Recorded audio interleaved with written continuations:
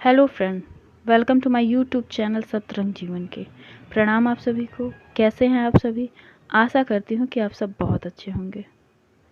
दोस्तों, मैं आपको सुना रही हूँ चैत्र मास शुक्ल पक्ष कामदा एकादशी की कथा।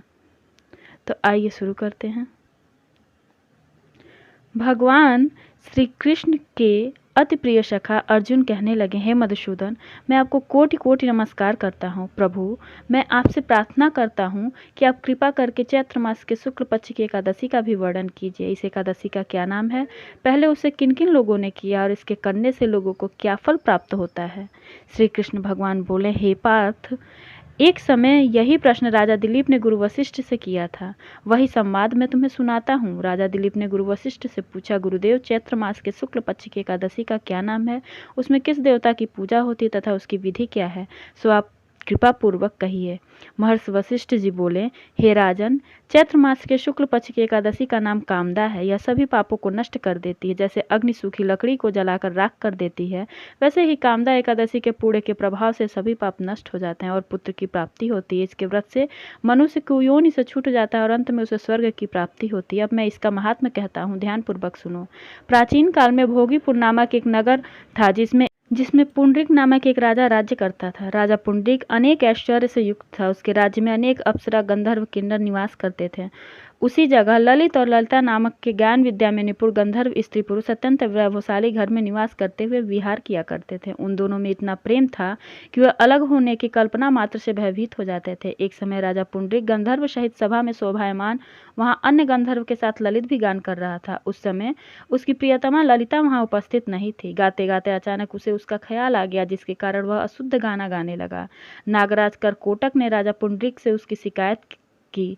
इस पर राजा पुंडरीक को अत्यंत क्रोध आया और उन्होंने ललित को शाप दे दिया, अरे दुष्ट, तुम मेरे सामने गाता हुआ भी अपनी स्त्री का स्मरण कर रहा है। इससे तू नरभक्षी राक्षस बनकर अपने कर्मों का भोग कर। राजा पुंडरीक के शाप से ललित गंधर्व उसी समय पर विकराल राक्षस हो गया। उसका मुख भयानक हो गया, उसके नेत्र सूर्य चंद्रमा के समान प्रदीप्त होने लगे, मुंह से आग निकलने लगी, उसकी नाक गर्दन पर्वत के कंदरा के समान विशाल हो गए और गर्दन पहाड़ के समान दिखाई देने लगे।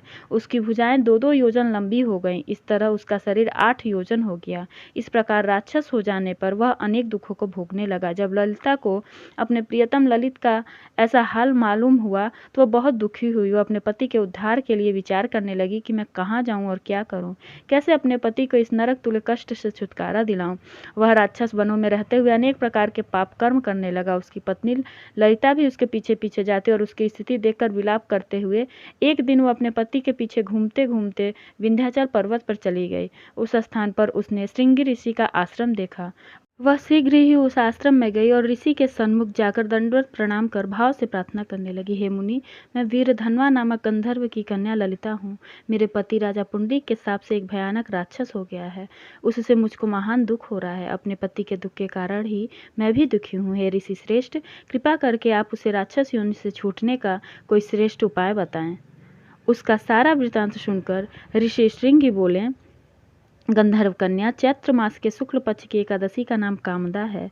उसके व्रत करने से मनुष्य के समस्त कार्य शीघ्र ही सिद्ध हो जाते हैं। यदि तू उसके व्रत के पूरे को अपने पति को दे देगी तो वह शीघ्र ही राक्षस योनि से छूट जाएगा और राजा का शाप भी शांत हो जाएगा।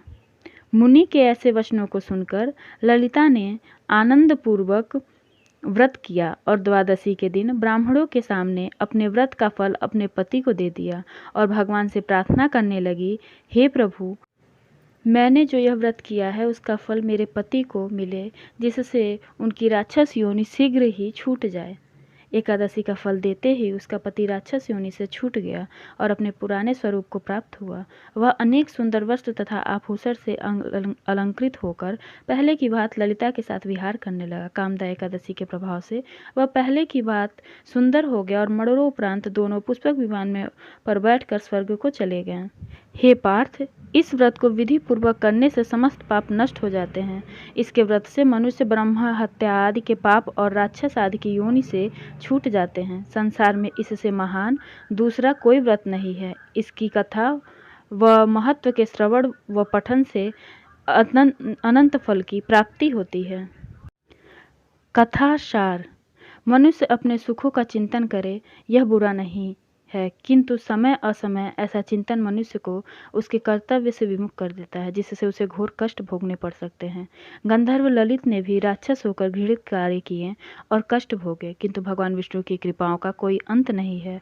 वह मनुष्य को उसका मन चाहा फल देते हैं, किंतु जब मनुष्य स्वयं कर्म करे और उसका फल किसी दूसरे को अर्पण करे तो उसका वह कर्म तब से भी अधिक प्रभावशाली होता है और पुण्य दान करने वाला देवतुल्य हो जाता है।